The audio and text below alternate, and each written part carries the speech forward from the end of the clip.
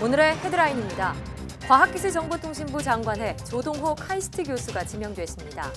통신 분야 전문가인 조 장관 후보자는 연구 현장과의 소통을 통해 R&D 혁신 정책을 지속해서 추진하겠다고 지명 소감을 밝혔습니다.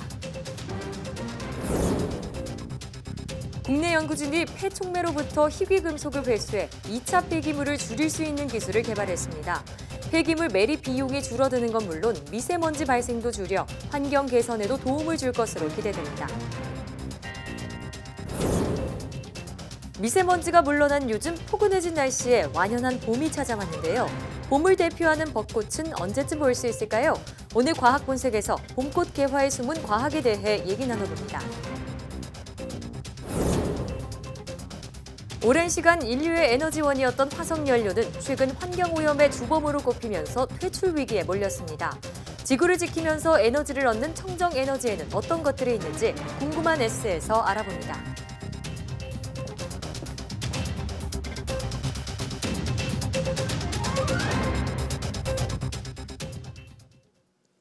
여러분 안녕하십니까? 사이언스 투데이입니다.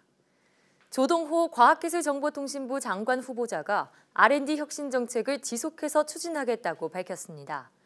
조 장관 후보자는 지명 소감에서 연구 현장과의 소통을 강화해 과학기술인들이 도전적 연구에 전념할 수 있도록 연구 현장을 바꿔나가겠다며 이같이 말했습니다. 그는 또 5G와 데이터 인프라, 인공지능 등 미래 유망 분야에 대한 전략적 R&D 투자를 통해 미래 성장 잠재력을 확보하겠다고 덧붙였습니다. 서울대 전자공학과 출신의 조 후보자는 카이스트에서 통신 전공으로 석박사 학위를 받았으며 키스트 연구원과 경희대 교수, 카이스트 교수 등을 역임했습니다. 무선 충전 전기자동차 상용 기술과 다중접속 방식의 5G 이동통신 기술 등이 조 장관 후보자의 대표 성과로 꼽히며 대통령 표창과 지식경제부 장관 표창 등을 받았습니다. 휴대전화 액정이 깨져서 난처했던 경험은 누구나 있을 텐데요. 이처럼 깨지거나 손상된 액정을 스스로 회복하는 기능을 가진 디스플레이 소자가 국내 연구진에 의해 개발됐습니다. 최소라 기자입니다. 전자기기의 화면을 만들 때 사용하는 발광 소재입니다. 전극을 연결해 전기를 흘려주자 밝은 빛을 냅니다. 전압을 점점 높여주자 더욱 밝은 빛을 내다가 이내 소자가 손상돼 군데군데 검게 변합니다. 하지만 전원을 끄고 잠시 기다리자 검은 점이 없어지고 본래의 발광 성질도 그대로 회복합니다. 누설 전류가 생겨서 디스플레이가 데미지를 입었는데요. 그 손상된 디스플레이 같은 경우에는 약 1분 정도의 자가치유 시간을 통해서 원래 이제 성능을 100% 회복하는 것을 실험을 통해서 확인할 수 있었습니다. 국내 연구진이 개발한 자가치유 발광 소재입니다. 점성과 탄성이 높은 이 소재는 칼로 반을 자르거나 양쪽으로 당겨 완전히 분리해도 약 3분 만에 복구가 시작됩니다. 30분 정도가 지나면 흔적도 없이 붙고 원래 발광 성질도 완벽하게 회복합니다. 연구진은 이 소재를 이용해 웨어러블 장비에 사용될 디스플레이를 개발할 계획입니다.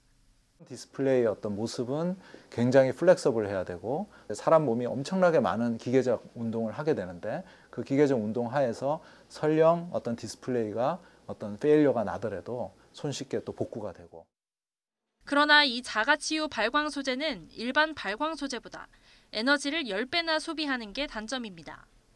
연구진은 소재의 효율을 높여 상용화하면 접는 디스플레이와 같은 전자기기의 수명을 획기적으로 늘릴 수 있을 것으로 전망했습니다. YTN 사이언스 최소라입니다. 최근 미세먼지 특별법 시행령이 통과되면서 미세먼지를 줄이기 위한 대책이 본격화하고 있습니다. 특히 발전소 등에서 배출되는 대기오염 물질인 질소산화물에 내년부터 배출 부과금을 물리기로 하면서 친환경 기술이 더욱 주목받고 있습니다. 이정우 기자입니다.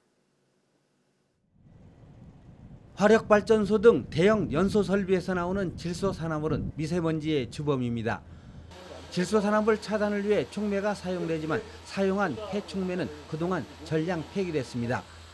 토양 오염은 물론이고 촉매에 들어있는 희귀금속이 재활용되지 못하고 버려졌습니다.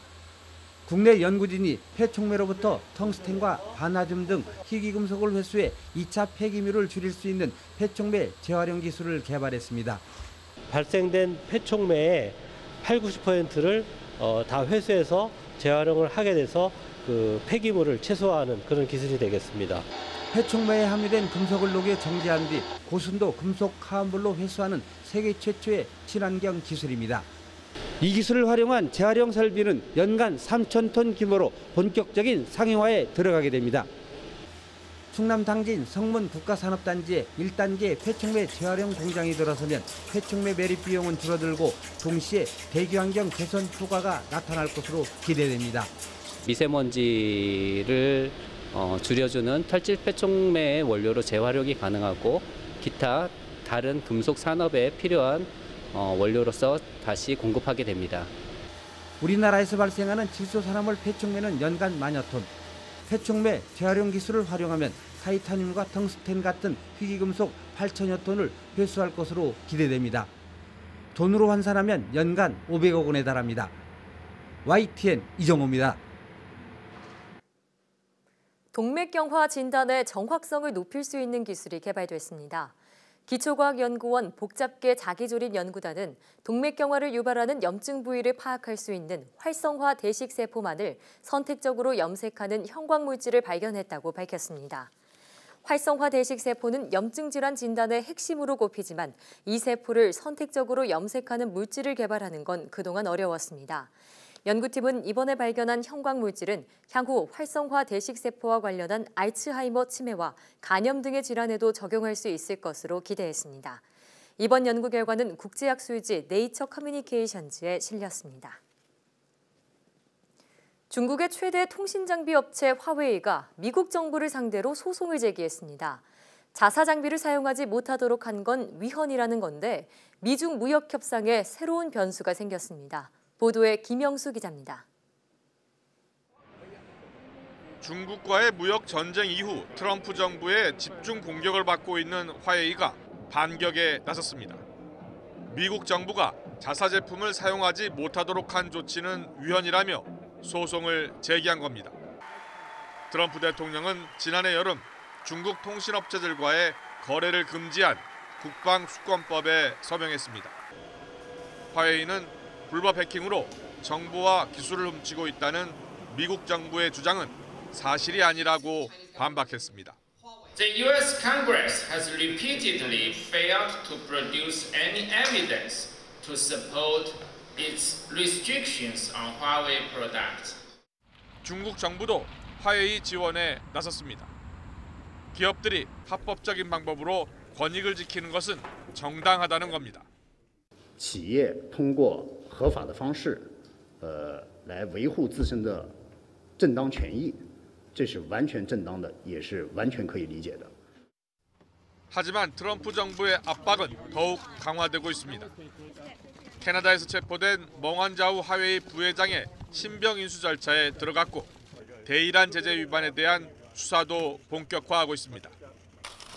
일각에선 화웨이의 소송 제기가 막바지에 온 미중 무역 협상 타결에 악재가 되지 않을까 우려하고 있습니다.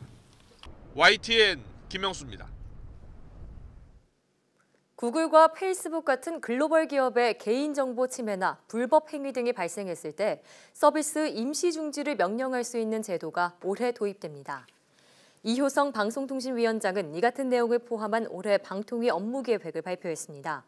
방통위의 업무계획에는 글로벌 인터넷 기업이 시정명령을 3차례 위반하는 등 위법행위 개선이 불가능하다고 판단될 경우 서비스 임시중지 명령을 내리는 내용이 담겼습니다. 또 페이스북과 유튜브 등도 전기통신 사업자의 이용자 보호 업무 평가 대상에 포함해 고객의 불만을 더욱 신속하게 처리하기로 했습니다. 방통위는 아울러 넷플릭스 등 OTT 서비스의 영향력 확대와 글로벌 사업자의 국내 본격 진입에 대응하기 위해 제도적 기반을 마련하고 국내 사업자를 지원할 방침입니다.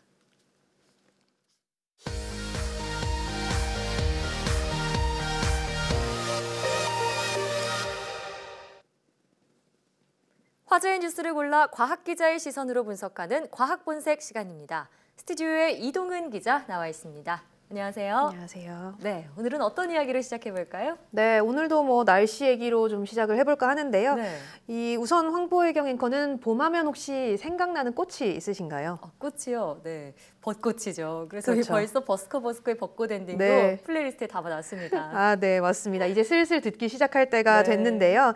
벌써 이 꽃이 피기를 기다리시는 분들 많을 겁니다. 예. 이 벚꽃이 필 날이 실제로 이제 얼마 남지가 않았습니다. 네, 정말 곧 있으면은 전국에서 하나둘씩 벚꽃 축제가 열리게 될 텐데 언제쯤 벚꽃이 필까요? 네, 우선 뭐 가장 빨리 피는 곳은 제주도겠죠. 네. 이 2주 정도 남았는데요. 3월 21일 정도면 제주도에는 벚꽃이 필 것으로 보이고요. 네. 뭐 대전 쪽은 31일, 서울은 다음 달인 이 4월 3일쯤에는 벚꽃이 필 것으로 예상이 되고 있습니다. 네. 뭐 앞뒤로 며칠 정도 차이는 있겠지만 평년보다는 대체로 좀 빨리 피는 편이죠. 네, 자, 그럼 서울에서는 한 달 뒤쯤이면은 벚꽃이 활짝 핀 거를 볼 수 있겠네요. 네, 맞습니다. 자, 그런데 우리가 매년 이렇게 벚꽃이 언제쯤 필 것이다 예측해서 발표를 하잖아요. 어떤 기준으로 판단하는 건가요? 네, 이 벚꽃 피는 시기는 날씨 예보와 좀 연관이 있다고 보시면 되는데요. 네. 도시마다 이 벚꽃이 많이 피는 지역에는 표준 나무라는 게 있습니다. 네. 예를 들어서 서울에는 종로구 성월동에 이 서울 기상 관측소가 있는데요. 여기에 있는 표준 벚나무에 꽃이 3송이 이상 피면 공식적으로 벚꽃이 폈다고 보는 겁니다. 예. 또 이 서울의 대표적인 벚꽃 명소하면 바로 여의도겠죠. 네. 이 국회의사당 뒤에 보면 표준 나무가 3그루가 있는데요. 이 수많은 여의도의 벚나무 중에서도 국회 동문 쪽에 네. 관리 번호가 118번부터 119, 120번까지 이렇게 붙어 있는 나무 3그루가 표준 나무가 됩니다. 예. 그래서 이 나무에 이 벚꽃이 피게 되면 여의도 개화 시기가 이 기준이 되는 거죠. 네. 아, 그러면 그냥 제가 사는 아파트 단지에 벚꽃이 폈다. 그래서 네. 서울에 이제 벚꽃이 필 것이다. 이렇게 예측할 수는 없다. 이런 그렇죠. 말씀이네요. 자, 그러면은 벚꽃 피는 날짜도 이런 표준 나무가 기준이 되는 건가요? 네, 맞습니다. 이 기준을 바탕으로 예측을 하게 되는 건데 매년 이 기록을 해오니까 여기다가 이제 해마다 기후 변화에 따라서 네. 기온 자료를 더하게 되면 봄꽃 피는 시기를 예측을 할 수가 있는 거죠. 그렇군요. 자, 그런데 꽃이 매년 거의 뭐 비슷한 시기에 피잖아요. 그런데 저는 이거를 어떻게 알고 꽃이 이 시기마다 피나 이런 네. 생각이 들더라고요. 맞습니다. 뭐 첫째는 일단 우리가 흔히 생각하는 것처럼 기온의 영향을 받을 수밖에 없는데요. 네. 예를 들어서 이 벚꽃을 보면 겨울에 이 꽃눈이 피어 있잖아요. 혹시 네. 보신 적 있으신가요? 네, 꽃눈이 탁 돋아 있죠? 네, 맞습니다. 이게 쉽게 말해서 나무가 겨울잠을 자는 거라고 보시면 됩니다. 그래서 이 정해진 양만큼 추위를 견디고 나면 그제서야 이 겨울잠에서 식물이 깨어나게 되는데요. 예. 이때 이 따뜻한 온도가 매일 일정 시간 이상 유지가 돼야만 이 꽃눈이 터지고 꽃이 피게 됩니다. 꽃의 입장에서는 매일 이만큼씩만 따뜻하면 내가 이제 나가도 되겠다 생각하는 네. 시점이 개화 시기가 되는 거죠. 그렇군요. 좀 자연의 신비다 이런 네. 생각도 들고요. 온도가 조건이다 말씀해 주셨는데 네. 혹시 또 다른 조건이 있나요? 네, 또 한 가지가 광주기라는 건데요. 한마디로 낮의 길이라고 보시면 됩니다. 이 식물에 있는 생물시계가 낮의 길이를 구분을 해서 적당한 환경이 됐다 싶으면 꽃을 피우는 겁니다. 예. 우리가 이 계절마다 다른 꽃을 볼 수 있는 것도 이 광주기의 영향 때문인데요. 예를 들어서 뭐 개나리나 진달래 같은 봄꽃은 낮이 길 때 피는 장일 식물이고요.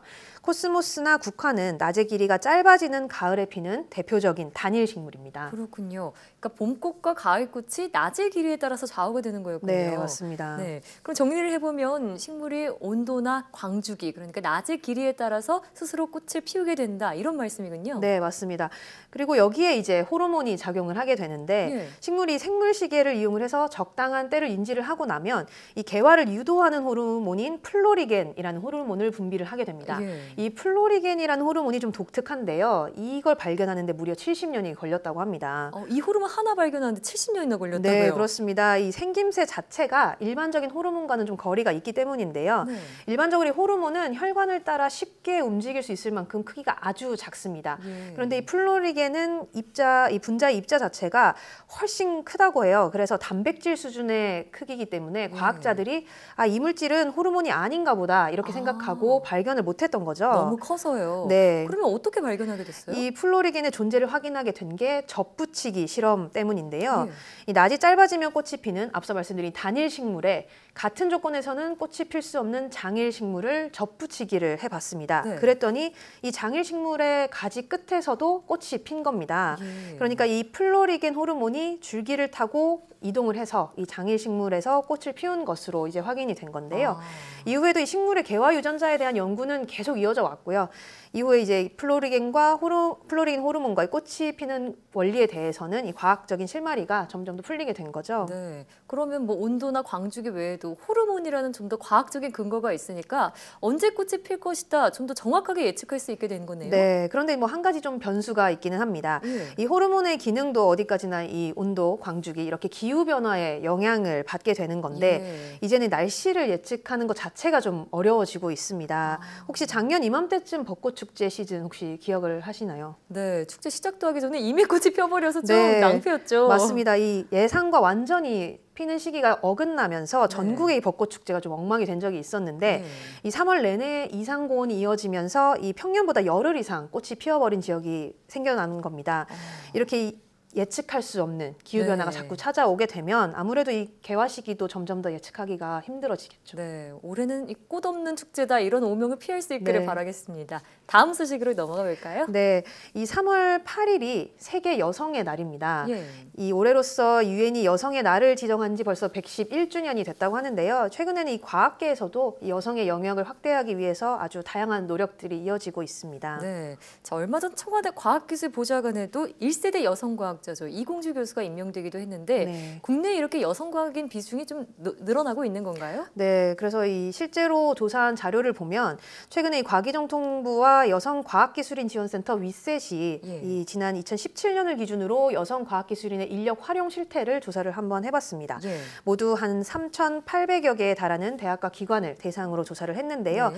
이 조사 결과를 보면 국내 과학기술 분야 R&D 인력 가운데 여성이 모두 한 49,700여 명, 그러니까 한 20.1% 정도 되는 걸로 나타났는데 이렇게 20%대에 진입한 게 이번이 처음입니다. 또 이 가운데 정규직 비율을 보면 한 3,600여 명으로 전년도보다 한 1.1%포인트 증가한 것으로 나타나기도 했습니다. 네, 그러면 국내 여성과학기술 인력은 전체적으로 좀 비중이 늘었다 이렇게 볼 수 있을 것 같은데 그러면 이들이 어떤 위치에서 일하고 있는지도 궁금한데요. 네, 그래서 이 중요한 게 연구과제 책임자 가운데 여성이 얼마나 되는지 이 비율인데요. 조사를 해봤더니 2017년을 기준으로 봤을 때 9,450여 명 정도 됐습니다. 그러니까 이 수준 역시 이제 이번에 10%를 넘어서면서 처음으로 이제 10%대에 진입을 했다 이렇게 볼 수 있는데 전년도보다는 뭐 오른 수치이기는 합니다. 네, 그러니까 전반적으로 여성 과학기술 인력이나 뭐 승진자 비율은 늘어나고 있는 건 맞는데 전체적으로 봤을 때 남성에 비해서는 여전히 못 미치네요. 네, 맞습니다. 뭐 여전히 뭐 10%에서 20% 비율 정도니까 여전히 낮은 편이라고 볼 수 있겠죠. 그렇습니다. 자, 아무래도 여성의 경우에는 뭐 출산도 있고요, 육아 문제도 있기 때문에 다시 일자리로 돌아오는 게 좀 힘들어서 그런 게 같지 않나 싶어요. 네, 맞습니다. 뭐 우선은 이 육아와 출산 때문에 아이의 이제 경력이 단절되기 전에 이미 육아와 출산을 포기하는 경우도 굉장히 많기도 하고요. 이 여성이 일과 가정 생활을 함께 할 수 있도록 하는 제도들도 아직까지는 많이 활성화가 안 돼 있는 걸로 나타났습니다. 사실 이런 제도가 법적으로 의무화될 때와 그냥 자율에 맡길 때 굉장한 차이를 보였는데 법적으로 의무일 때는 이 운영률이 93.8%에 달했습니다. 그런데 이 자율에 맡겼더니 전체 기관 중에 한 절반 정도밖에 이 운영률을 미치지 못했는데요. 이 직장 어린이집 같은 경우도 설치 의무가 있는 기관도 한 70% 정도밖에 운영을 하지 않는 걸로 나타나면서 여전히 여성을 위한 인프라가 아직까지는 좀 많이 부족하다 이렇게 볼 수 있을 것 같습니다. 네, 여성 과학기술 인력을 좀 더 장기적으로 확보하고 키우려면 일과 가정이 양립할 수 있도록 의무적으로 제도화하는 그런 방안이 나와야겠습니다. 오늘 말씀 잘 들었습니다.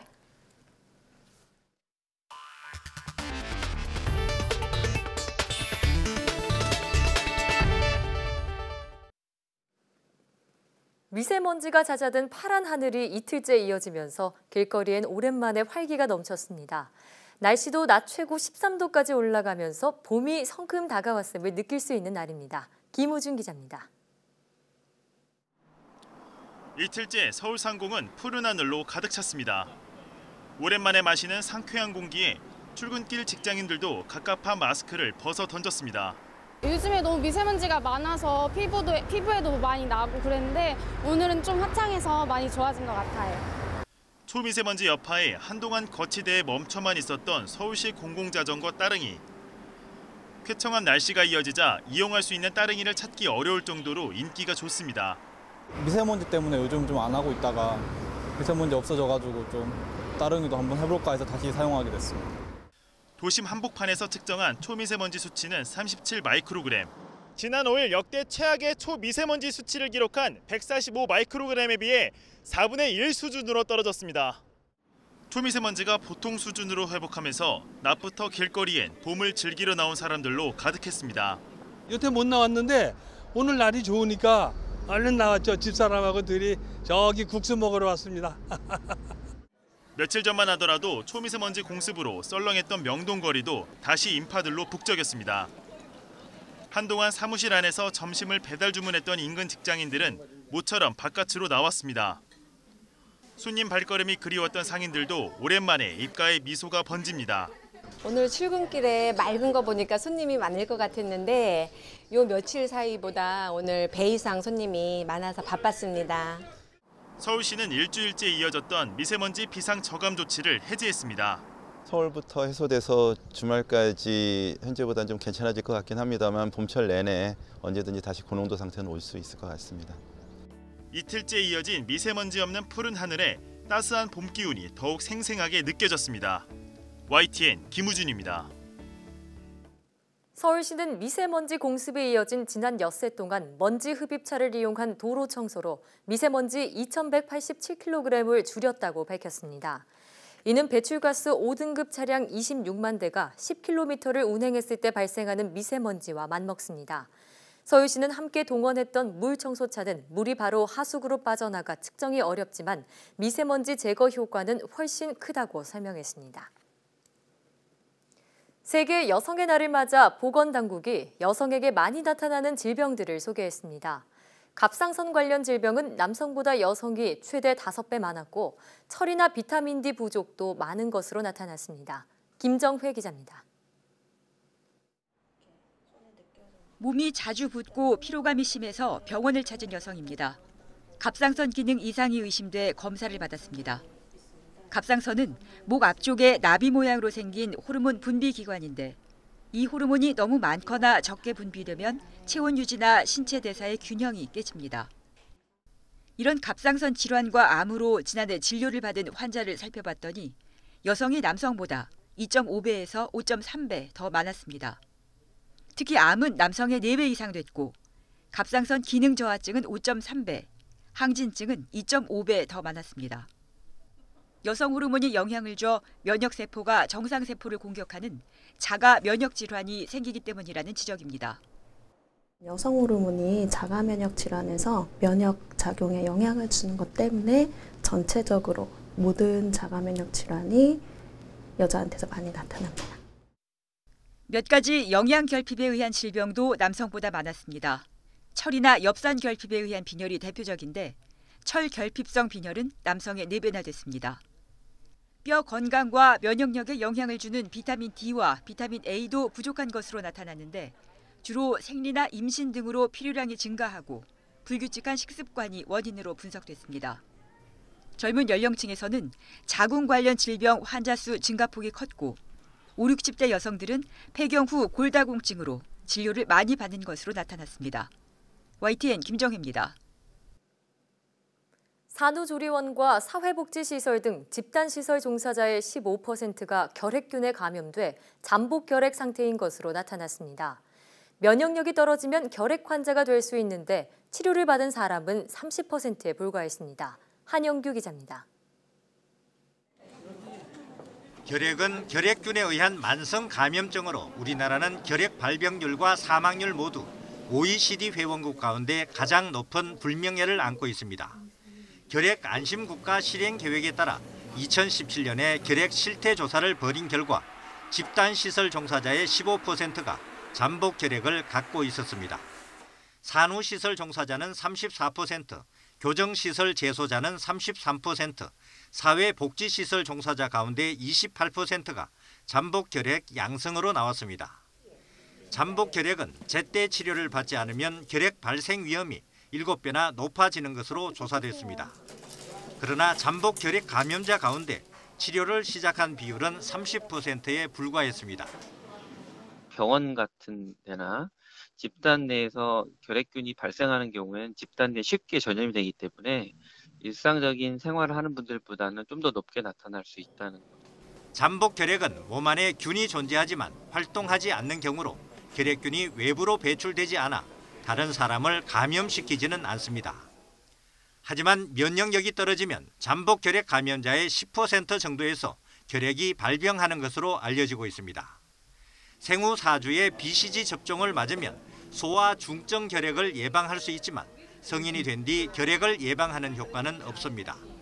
따라서 결핵 환자와 접촉했거나 면역력이 현저히 떨어진 경우에는 잠복 결핵 검사를 받아 치료받아야 합니다. YTN 한윤규입니다. 질병관리본부와 국립보건연구원은 임신 중 비타민 D가 부족했던 임산부가 출산한 아이의 경우 3살 이내에 아토피 피부염 발생 위험이 높은 것으로 조사됐다고 밝혔습니다. 이에 따라 자녀의 아토피 피부염 발생을 예방하기 위해 임신 기간에 적정한 비타민 D 농도를 유지할 것을 권고했습니다. 질병관리본부는 임산부의 경우 오전 10시에서 오후 3시 사이에 5분에서 30분 동안 일주일에 최소 2번 이상 햇볕을 쬐는 것이 효과적이며 고등어나 멸치, 달걀 노른자 등 비타민 D를 함유한 식품을 균형 있게 섭취하는 것도 필요하다고 조언했습니다.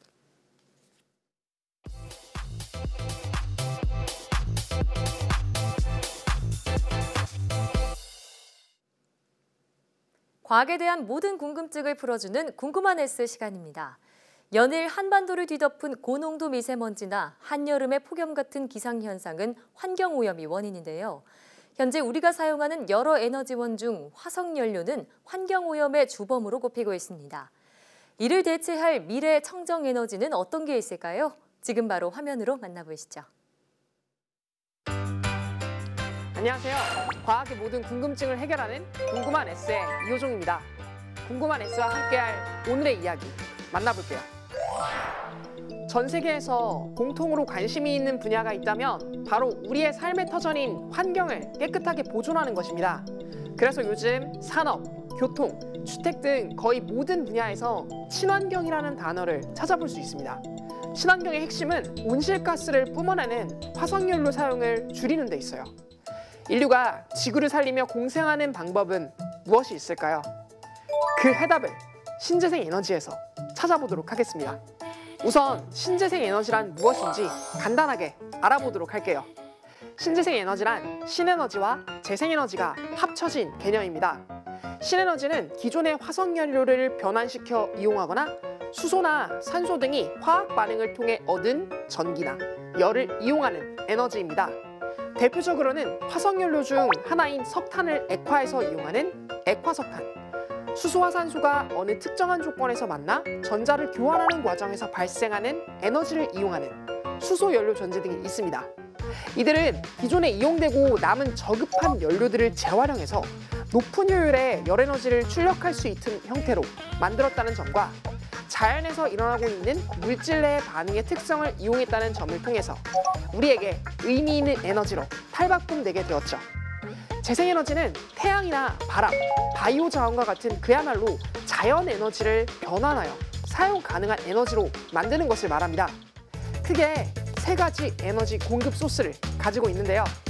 태양으로부터 입사되는 빛과 열이 지구의 각 부분에 작용하면서 전환, 저장되는 에너지들을 이용하는 방식인 태양에너지, 지구 탄생 이래로 지속해서 보유하고 있는 지구 내부로부터 지각으로 발산하는 에너지를 이용하는 방식인 지구 내부 에너지, 태양과 달의 막대한 중력에 의해 발생하는 중력 에너지가 바로 그것들이죠.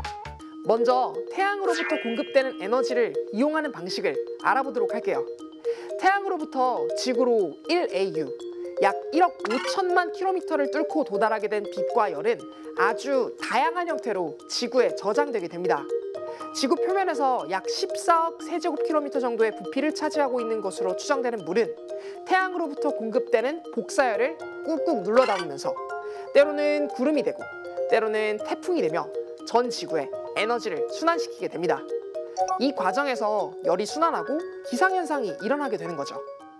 그런데 재미있는 것은 이러한 지구적 현상에서 발생하는 에너지원을 놓치지 않고 높은 지대에 있는 물의 에너지를 이용하는 수력 발전, 기상현상에 의해 나타나는 바람을 이용하는 풍력 발전, 그리고 이에 앞서 태양에너지 그 자체를 직접 이용하는 태양광 발전과 태양열 발전 등 다양한 방법으로 이 에너지를 최대한 효율적으로 포획하기 위해 노력하고 있습니다. 다음으로 지구 내부에서 공급되는 에너지를 이용하는 방식을 함께 알아보도록 할게요. 우리가 사는 지구의 가장 표면인 지각을 지나게 되면 매우 고온의 암석들이 아주 천천히 대류를 하는 층을 만나게 되는데요. 이를 우리는 맨틀이라고 부릅니다. 맨틀이 지각을 이루고 있는 판들을 지속해서 움직이게 하며 판과 판이 충돌하게 되어 그 사이에서 마찰이 일어나게 되면 지각 근처를 이루고 있는 암석들이 뜨거운 열과 압력에 의해서 액체 상태로 녹아내리게 됩니다. 이를 우리는 마그마라고 부르고 있으며 이 마그마가 상대적으로 약한 지각을 뚫고 나오는 현상을 화산 폭발이라고 합니다. 화산 활동을 하는 지대에서 발생하고 있는 지구 내부의 열을 이용하여 발전하는 방식을 지열 발전이라고 부릅니다. 말 그대로 땅의 열을 이용한 발전이라는 의미이죠. 마지막으로 달의 중력에 의해 발생하는 현상인 조수현상에 의해 만들어지는 에너지를 이용하는 방법입니다. 바다와 강을 연결하는 공간에 발전소를 만들어 밀물과 썰물이 일어났을 때의 수면의 차를 이용해 터빈을 돌리는 방법, 즉 높은 위치의 물이 가지는 에너지를 이용하는 조력 발전이 바로 그것이죠. 이렇듯 신재생 에너지는 다양한 형태, 다양한 방식을 이용해 기존의 화석연료가 절대적인 비율을 차지하고 있었던 생산 일부분을 거들게 되면서 화석연료의 고갈 문제와 온실가스의 문제를 일부 해소하기 위해 노력하고 있습니다. 그런데 이 신재생 에너지를 잘 들여다보면 에너지 소스로부터 분류했던 앞선 분류 방식과는 다르게 발전 방식으로도 분류할 수 있습니다. 먼저 패러데이와 테슬라의 아이디어를 이용한 발전, 교류 발전의 원리를 이용한 방식으로 분류할 수 있습니다. 이 방식으로 발전을 해내기 위해서는 반드시 터빈을 회전시킬 수 있는 동력을 얻어낼 수 있어야 합니다. 바꿔 말하면 회전 동력을 얻어낼 수 있으면 얼마든지 전기를 생산할 수 있다는 의미이기도 하죠. 그렇다면 신재생 에너지들 중 어떤 에너지들이 전기를 이러한 형태로 생산하고 있을까요? 크게 동력을 인위적으로 만드는 방법인 태양열, 지열 발전과 자연의 동력을 이용하는 방식인 수력, 풍력, 조력 발전이 있어요. 신재생 에너지의 지속 가능한 발전을 위해 각 국가에서도 정책적으로 많은 노력을 하고 있습니다. 우리나라에서도 신재생 에너지 3020 정책을 통해 2030년까지 원자력 발전을 통한 생산 비중을 줄이고 신재생 에너지의 발전 비율을 20%까지 높이겠다는 계획을 발표했다고 합니다. 실제로 해외에서는 신재생 에너지를 이용한 사례가 많습니다. 2017년 기준 신재생 비중이 64%에 이르는 덴마크는 코펜하겐 앞바다에 해상 풍력 단지를 설치했습니다. 지분의 절반은 발전회사, 나머지는 협동조합, 시민들의 몫이라고 하고요. 2030년까지 신재생 발전 비중 100%를 목표로 하고 있다고 합니다. 2017년 기준 신재생 비중이 33%에 이르는 독일 또한 국민 80% 이상이 에너지 전환 정책을 지지하고 있다고 하는데요. 재생에너지 발전선비 설치에 찬성하는 것은 그만큼 가치가 있기 때문이 아닐까요? 오늘은 대한민국의 청정한 미래를 이끌어갈 신재생 에너지에 대해서 알아보았습니다. 새로운 에너지를 만들어내고 유지하는 것도 필요하지만 한 사람 한 사람이 에너지의 귀중함을 알고 절약하는 것이 가장 중요하겠죠?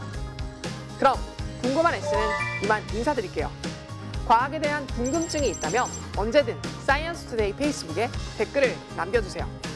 이상 궁금한 S였습니다.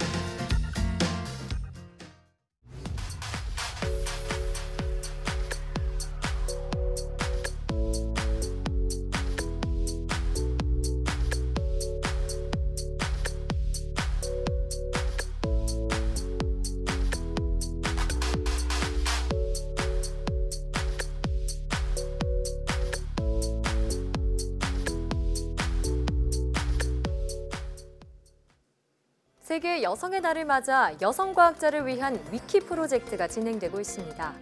이 프로젝트는 제대로 된 평가를 받지 못한 여성과학자의 정보와 연구 업적을 위키피디아에 등재하는 캠페인인데요.